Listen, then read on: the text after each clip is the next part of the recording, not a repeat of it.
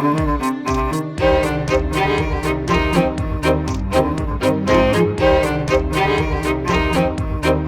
holograma, en una primera aproximación, es una fotografía en 3 dimensiones, al menos así es como lo vemos cuando observamos pues, los hologramas, por ejemplo, los que tenemos en esta exposición. Es una fotografía, pero podemos ver perfectamente, si cambiamos el punto de vista, pues podemos ver perfectamente las diferentes perspectivas del objeto, es decir, podemos ver como si el objeto realmente estuviera ahí. Para nosotros, desde el punto de vista físico, un holograma es el registro de la onda de luz que viene de un objeto, pero conservando toda la información de esa onda. Así como en una fotografía perdemos información de la profundidad del objeto, perdemos información de la posición de los diferentes puntos, de la distancia de los puntos, todo lo que está enfocado en la fotografía lo vemos, todo lo que se ve nítido lo vemos en el mismo plano. Sin embargo, en un holograma pues podemos apreciar perfectamente las cosas que están cerca, las cosas que están lejos. Esa información de la onda que se pierde en una fotografía es lo que conseguimos registrar en un holograma. Las imágenes que se ven en una película, por ejemplo en La Guerra de las Galaxias, la célebre imagen de la princesa Leia que aparece proyectada en 3 dimensiones por el robot, no se puede realizar, no es un holograma, de hecho no se puede realizar como un holograma porque viola las leyes de la física. De hecho se ve perfectamente cómo los rayos de luz se paran en un punto del espacio, algo que es totalmente imposible. Para que la luz se pare, pues tiene que haber una pantalla o tiene que haber un obstáculo que la detenga. Es decir, físicamente, tal como aparecen en las películas, no se podría hacer. Pero sí que cuando miramos al holograma vemos perfectamente cómo la imagen sobresale del holograma siempre que estemos mirando hacia el holograma. Es decir, no se puede hacer exactamente lo que aparece en las películas, pero sí que se puede uno ir acercando a efectos similares. Y de hecho una de las líneas de investigación actualmente es la de conseguir pantallas tipo pantallas de monitores de ordenador o incluso habitaciones donde se pueda precisamente sentir ese efecto de tridimensionalidad sin usar las gafas. Básicamente el registro de un holograma se hace utilizando una fuente de luz láser y produciendo la suma, la interferencia de 2 ondas, que es lo que se registra en el holograma. Después, cuando nosotros reproducimos ese holograma, en ocasiones es necesario iluminarlo con láser, en otras ocasiones, según la técnica utilizada, se ilumina con luz blanca, como todos los hologramas que hay en esta exposición. Entonces, según cómo se haya construido ese holograma, según el objeto a partir del que se haya realizado, pues lo vamos a ver con mayor o menor perspectiva. Podemos ver si el objeto es muy plano, pues tendremos un holograma muy plano. Si el objeto es con mucho relieve, pues obtendremos un holograma con más relieve. Realmente estamos viendo la luz tal y como si viniera del objeto, como si el objeto realmente lo tuviéramos ahí. Sí que es cierto que los hologramas tienen ciertas limitaciones en cuanto a la región del espacio desde la que se pueden observar. Hay hologramas que se ven desde todas las direcciones, hay otros hologramas que se observan solamente a través de una pequeña ventana. Entonces, eso afecta mucho a cómo se ve el holograma con mayor o menor profundidad. Luego también podemos hacer hologramas a partir de objetos reales, de una figurita o, por ejemplo, de un animal, de un perro, de una persona, utilizando pues láseres que envíen pulsos muy cortos. Pero también podemos hacer hologramas a partir de imágenes, por ejemplo, de fotografías o de imágenes de vídeo. Si nosotros tomamos con un vídeo muchas perspectivas de un objeto, desplazando la cámara de vídeo lateralmente, pues podemos después esas perspectivas registrarlas en diferentes regiones del holograma, de forma que se observaría como si realmente estuviéramos viendo el objeto. Sería un poquito como ver una película en 3 dimensiones y las gafas, en lugar de ponerlas nosotros, se las estamos poniendo al holograma. Esa es básicamente la diferencia.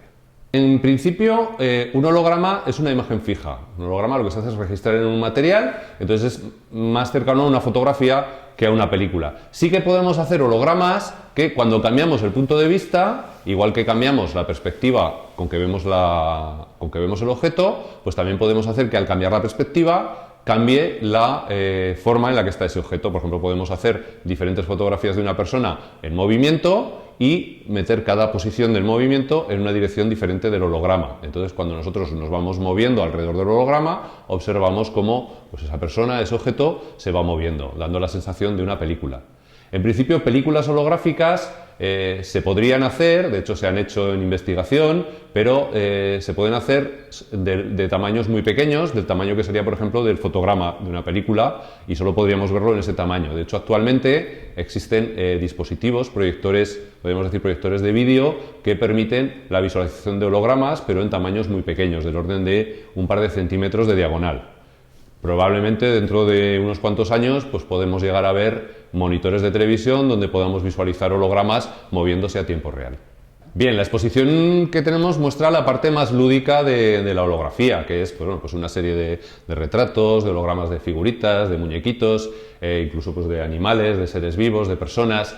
Esa es la aplicación más vistosa, más visual, pero quizá la menos importante de la holografía. Aunque bueno, pues los colegas de Bellas Artes dirán que es una de las más importantes, pero para nosotros no lo es.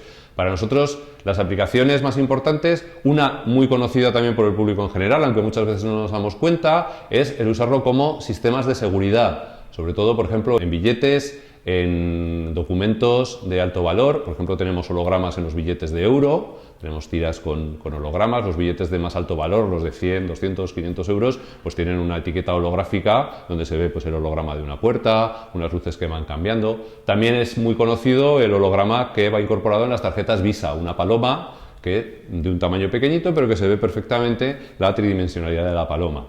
Esa es una de las aplicaciones que hoy en día mueve más dinero en el mundo de la holografía, el tema de la holografía de seguridad.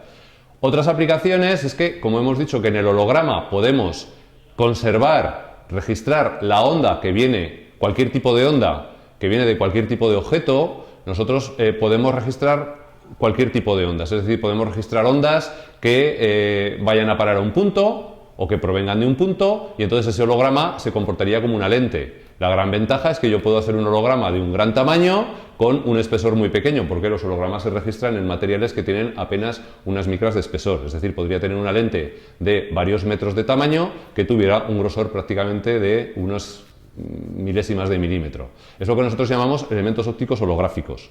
Dentro de esa línea de trabajo nosotros investigamos precisamente en construir ese tipo de elementos holográficos para diferentes aplicaciones. Por ejemplo, estamos trabajando en elementos holográficos que permitan producir haces de luz rotatorios. Los haces de luz rotatorios, que puede sonarnos así como muy de ciencia ficción, tienen gran utilidad, por ejemplo, para atrapar partículas, porque el haz de luz, al ir girando, en el centro del haz de luz, las partículas se quedan quietas. Entonces se utiliza para hacer lo que se llaman pinzas ópticas, que son pinzas que permiten manipular los átomos para formar moléculas uniendo átomos uno a uno. También, por ejemplo, investigamos para utilizar los hologramas como lentes para concentración del sol en células, para concentrar el sol en células solares. Podemos hacer grandes lentes que concentren la luz del sol en una célula muy pequeñita, con lo cual estamos ahorrando dinero y estamos evitando pues, la contaminación que supone la fabricación de las células de silicio, que es bastante contaminante. Reducimos el tamaño de las células y concentramos la luz de forma que hacemos sistemas de concentración solar más eficientes y además muy delgados y de poco peso. Otra aplicación muy importante es el introducir sistemas ópticos en satélites. Los satélites tienen limitaciones de peso, no se pueden poner sistemas muy pesados dentro porque el peso significa mayor coste de puesta en órbita y significa también pues, que tenga más problemas a la larga el satélite. Entonces podemos hacer que un sistema óptico muy complicado, con muchas lentes, podemos registrar la onda que sale de ese sistema óptico en un holograma y después utilizar ese holograma para que haga la misma función que ese sistema óptico más complicado. Entonces esto nos permite, pues si en un sistema tendríamos que meter 15 o 20 lentes, podemos sustituir esas 15 o 20 lentes, que podrían pesar fácilmente un par de kilos, por un holograma que pesa apenas unos gramos. Bueno, hay personas autodidactas que, bueno, pues que hacen hologramas, que incluso tienen algún estudio holográfico en su bodega, porque necesitan unas condiciones de estabilidad y de oscuridad. Realmente, para aprender holografía a nivel académico, pues la holografía es una parte de la óptica y por tanto es una parte de la física.